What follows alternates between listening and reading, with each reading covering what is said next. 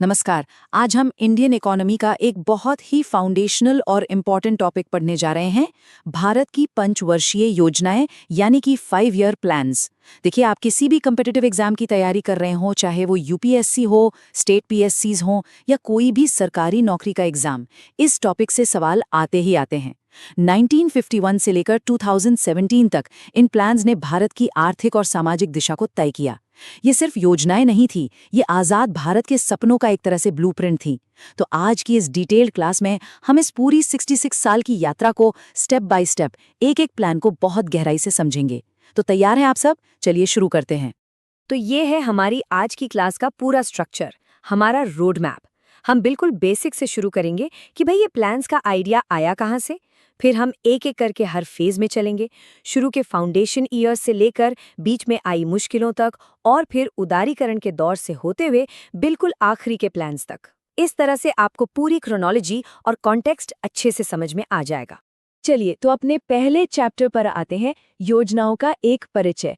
यहाँ हम ये समझेंगे कि 5 ईयर प्लान्स का कॉन्सेप्ट क्या था, ये काम कैसे करता था और भारत ने ये रास्ता अपनाया ही क्यों। Let's build a foundation first. अब इस स्लाइड को जरा ध्यान से देखिए। जो सबसे पहली और जरूरी बात आपको पता होनी चाहिए वो ये है कि 5 ईयर प्लान का आइडिया, ये कॉन्सेप्ट भारत का ओरिजिनल नहीं था। हमने इसे बोरो किया था। अब सवाल उठता है कहाँ से? तो ये हमने लिया था सोवियत संघ से, यानी यूएसएसआर से, जिसे आज हम रशिया के नाम से जानते हैं। दुनिया में सबसे पहले 1928 में जोसेफ स्टालिन ने अपने देश में 5 ईयर प्लान्स को लागू किया था। आज़ादी के बाद हमारे पहले प्रधानमंत्री जवाहरलाल नेहरू जी इस मॉडल से बहुत प्रभावित थे। उन्हें लगा कि एक नया आज़ाद हुआ देश, जिसके पास रिसोर्सेज बहुत कम हैं और ज़रूरतें बहुत ज़्यादा, उसके लिए एक प्लान्ड इकोनॉमी का रास्ता ही सबसे अच्छा है, और इसीलिए हमने ये मॉडल अपनाया। तो ये पूरा सिस्टम काम कैसे करता था, इसको स्टेप बाय स्टेप समझते हैं। ये एग्जाम के लिए बहुत इंपॉर्टेंट है। भारत में कुल 12 5 ईयर प्लान्स लागू हुए। इनको बनाने का, ड्राफ्ट करने का काम एक संस्था करती थी जिसका नाम था योजना आयोग या प्लानिंग कमीशन। ये एक नॉन कॉन्स्टिट्यूशनल बॉडी थी जिसके चेयरमैन हमेशा प्रधानमंत्री होते थे। लेकिन क्या योजना आयोग ने प्लान बना दिया तो वो लागू हो जाएगा? नहीं। उस प्लान पर फाइनल अप्रूवल, अंतिम मोहर एक और बॉडी लगाती थी जिसका नाम था राष्ट्रीय विकास परिषद, यानी नेशनल डेवलपमेंट काउंसिल, शॉर्ट में एनडीसी। एनडीसी में प्रधानमंत्री, सभी राज्यों के मुख्यमंत्री और यूनियन टेरिटरीज के रिप्रेजेंटेटिव्स होते थे। तो प्लान बनाया योजना आयोग ने और उसे अप्रूव किया एनडीसी ने। समझ आया? भारत का पहला प्लान 1 अप्रैल 1951 को शुरू हुआ और आखिरी प्लान 31 मार्च 2017 को खत्म हुआ। ये डेट्स, ये बॉडीज के नाम, इनको अच्छे से याद कर लीजिए। चलिए अब अपनी जर्नी शुरू करते हैं और पहले फेज में चलते हैं। ये वो शुरुआती 15 साल थे, पहली 3 योजनाएं जिन्होंने आजाद भारत की इकोनॉमी की नींव रखी। This was the foundational era. First 5 year plan 1951 से लेके 1956 तक। इसको बहुत ध्यान से समझिए। ये योजना हेरोड डोमर मॉडल पर आधारित थी। अब ये मॉडल क्या कहता है? सिंपल शब्दों में ये कहता है कि किसी देश की ग्रोथ रेट 2 चीजों पर डिपेंड करती है। एक, देश कितना सेव करता है, और 2, उस सेविंग को इन्वेस्टमेंट में कितनी एफिशिएंटली बदला जाता है। अब सोचिए 1951 में भारत की क्या हालत थी। हमें अभी अभी आज़ादी मिली थी, देश का बंटवारा हुआ था, लाखों रिफ्यूजी थे और सबसे बड़ी समस्या थी अनाज की कमी, फूड शॉर्टेज। तो सरकार की पहली प्रायोरिटी क्या होगी? जाहिर है, लोगों का पेट भरना। इसीलिए इस प्लान का पूरा फोकस एग्रीकल्चर, इरिगेशन और पावर प्रोजेक्ट्स पर था। और देखिए नतीजा, हमने टारगेट रखा था 2.1% ग्रोथ का, लेकिन अचीव किया 3.6%। ये प्लान अपनी उम्मीदों से कहीं ज्यादा सक्सेसफुल रहा। इस प्लान की सक्सेस सिर्फ नंबर्स में नहीं थी, बल्कि इस दौरान कई ऐतिहासिक कामों की नींव रखी गई। 1952 में कम्युनिटी डेवलपमेंट प्रोग्राम शुरू हुआ, जिसका मकसद था गांव का विकास करना। देश के भविष्य के लिए टेक्नोलॉजी और इंजीनियरिंग जरूरी है, ये सोचकर पहले आईआईटीज की स्थापना की गई। और सबसे जरूरी, खेती के लिए पानी चाहिए, तो भाखड़ा नांगल, दामोदर घाटी, हीराकुंड जैसे बड़े बड़े बांधों पर काम शुरू हुआ। इन विशाल प्रोजेक्ट्स को देखकर ही प्रधानमंत्री नेहरू ने इन्हें आधुनिक भारत के मंदिर या टेम्पल्स ऑफ मॉडर्न इंडिया कहा था। ये कोट एग्जाम्स में बहुत बार पूछा गया है, इसको याद रखिएगा। पहली योजना में हमने खेती पर फोकस किया। अब दूसरी योजना में गियर पूरी तरह शिफ्ट हो गया।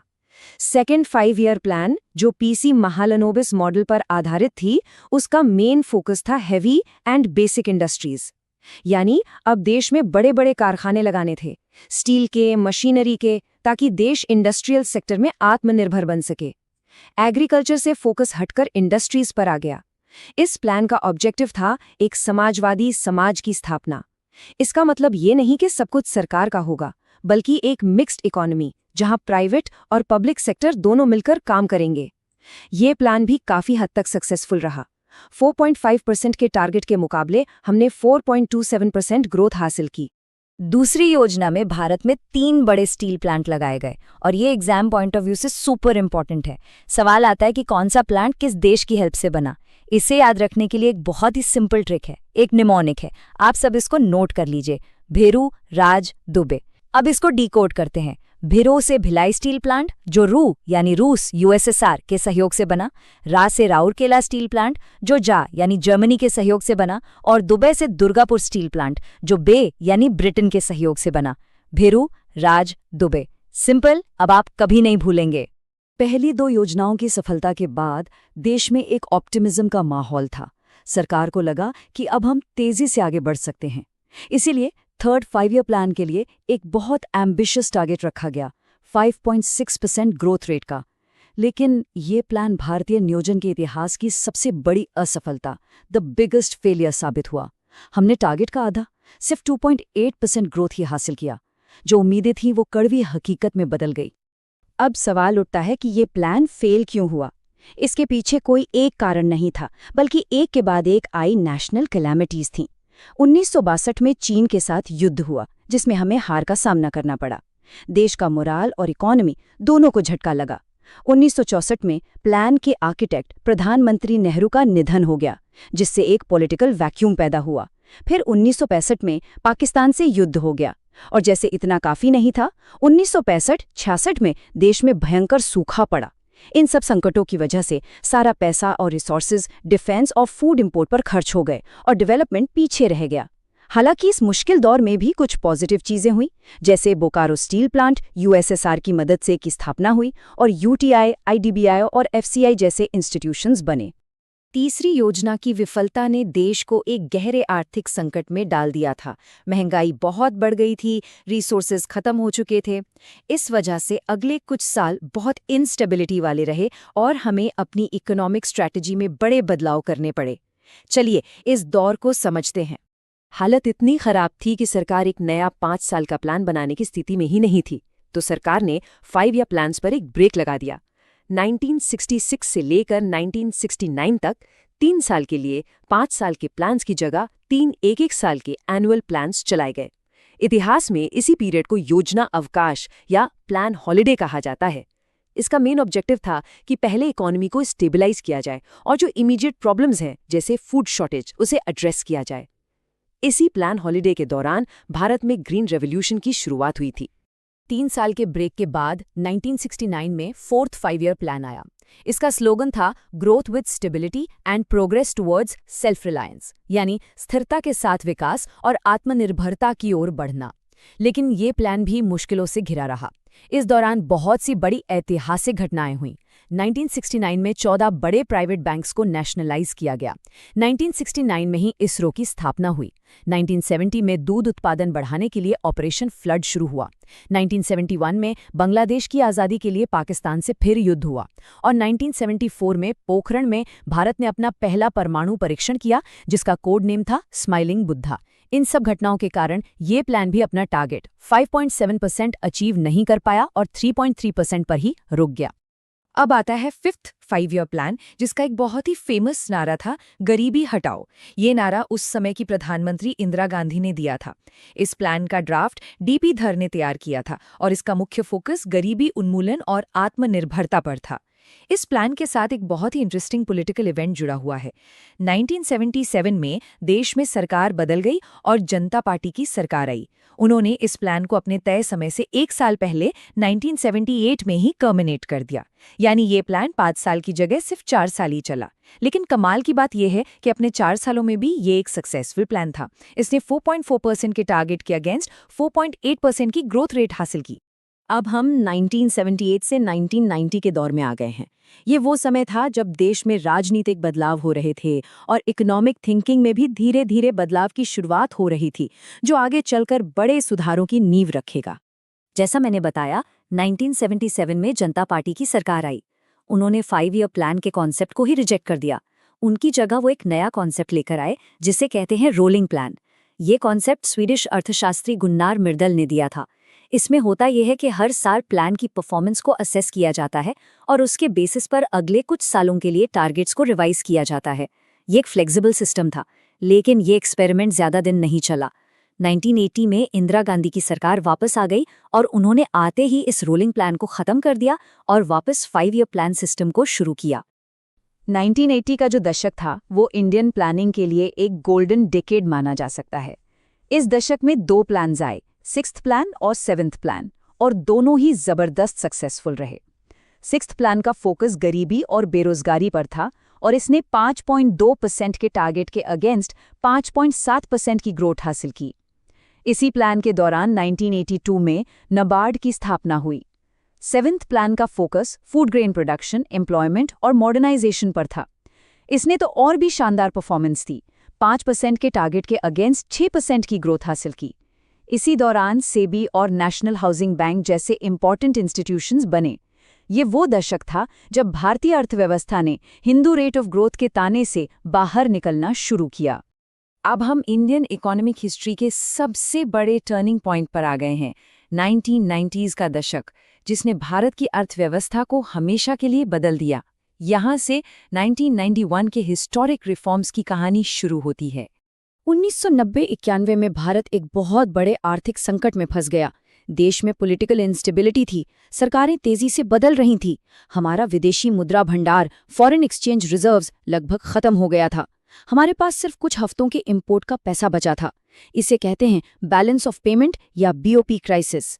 भारत डिफॉल्ट होने की कगार पर था। इस संकट से निकलने के लिए पीवी नरसिम्हा राव की सरकार और उस समय के वित्त मंत्री डॉक्टर मनमोहन सिंह 1991 में न्यू इकोनॉमिक पॉलिसी लेकर आए, जिसे हम एलपीजी रिफॉर्म्स के नाम से जानते हैं। लिबरलाइजेशन, प्राइवेटाइजेशन और ग्लोबलाइजेशन, ये भारत की इकोनॉमी के लिए एक पैराडाइम शिफ्ट था। इन एलपीजी रिफॉर्म्स के बाद जो पहला प्लान आया वो था 8th 5 ईयर प्लान 1992-97, और ये प्लान इन सुधारों की सफलता का सबसे बड़ा सबूत बना। इस प्लान ने 5.6% के टारगेट के अगेंस्ट 6.8% की फिनोमिनल ग्रोथ रेट हासिल की, जो उस समय तक की हाईएस्ट थी। इस प्लान का फोकस ह्यूमन रिसोर्स डेवलपमेंट पर था। इसी प्लान के दौरान 1995 में भारत वर्ल्ड ट्रेड ऑर्गेनाइजेशन WTO का फाउंडिंग मेंबर बना और 1995 में ही स्कूलों में मिड डे मील स्कीम की शुरुआत हुई। 9th और 10th प्लान्स ने इकोनॉमिक ग्रोथ के साथ साथ सोशल सेक्टर पर भी बहुत जोर दिया। 9th प्लान, जिसका नारा था growth with social justice and equality, उस दौरान किसान क्रेडिट कार्ड, प्रधानमंत्री ग्राम सड़क योजना और सर्व शिक्षा अभियान जैसी लैंडमार्क स्कीम्स शुरू हुई। 10th प्लान ने तो 7.6% की बहुत इंप्रेसिव ग्रोथ रेट हासिल की और इसी दौरान Right to Information RTI Act 2005 और National Rural Employment Guarantee Act NREGA 2005 जैसे ऐतिहासिक कानून बने, जिन्होंने आम आदमी को एम्पावर किया। चलिए, अब हम अपनी इस यात्रा के बिल्कुल अंतिम पड़ाव पर हैं। ये हैं हमारे आखिरी 2 5 ईयर प्लान्स, जिन्होंने 5 ईयर प्लान्स के युग का अंत किया। 11th प्लान 2007-12 और 12th प्लान 2012-17। इन दोनों प्लान्स ने इंडियन हिस्ट्री की हाईएस्ट ग्रोथ रेट्स अचीव की। 11th प्लान का ऑब्जेक्टिव था faster and more inclusive growth और इसने 8% की ग्रोथ हासिल की। 12th प्लान का ऑब्जेक्टिव था faster, sustainable and more inclusive growth और इसने लगभग 8.2% की ग्रोथ हासिल की। इन दोनों प्लान्स का कोर आइडिया था इंक्लूसिव ग्रोथ, यानी विकास ऐसा हो जिसका फायदा समाज के हर तबके तक, आखिरी आदमी तक पहुंचे। 12th 5 ईयर प्लान भारत का आखिरी 5 ईयर प्लान साबित हुआ, क्योंकि 1 जनवरी 2015 को योजना आयोग को भंग करके उसकी जगह एक नई संस्था बनाई गई, जिसका नाम है NITI Aayog, national institution for transforming India. तो ये थी 1951 से लेकर 2017 तक 12 पंचवर्षीय योजनाओं की पूरी कहानी। हमने एक टॉप डाउन सेंट्रलाइज्ड प्लानिंग के दौर से शुरुआत की और आज हम एक मार्केट लेड इकोनॉमी की युग में हैं। योजना आयोग का काम था प्लान्स बनाना और राज्यों को फंड एलोकेट करना, जबकि नीति आयोग एक थिंक टैंक के रूप में काम करता है जो सरकार को पॉलिसी एडवाइस देता है। लेकिन अब सवाल ये उठता है कि इस नए दौर में नीति आयोग के साथ भारत में इकोनॉमिक प्लानिंग का भविष्य कैसा होगा, इसकी दिशा क्या होगी? ये एक बहुत ही महत्वपूर्ण सवाल है जिस पर आप सबको जरूर सोचना चाहिए। मुझे उम्मीद है कि आज की ये क्लास आप सबके लिए यूजफुल रही होगी।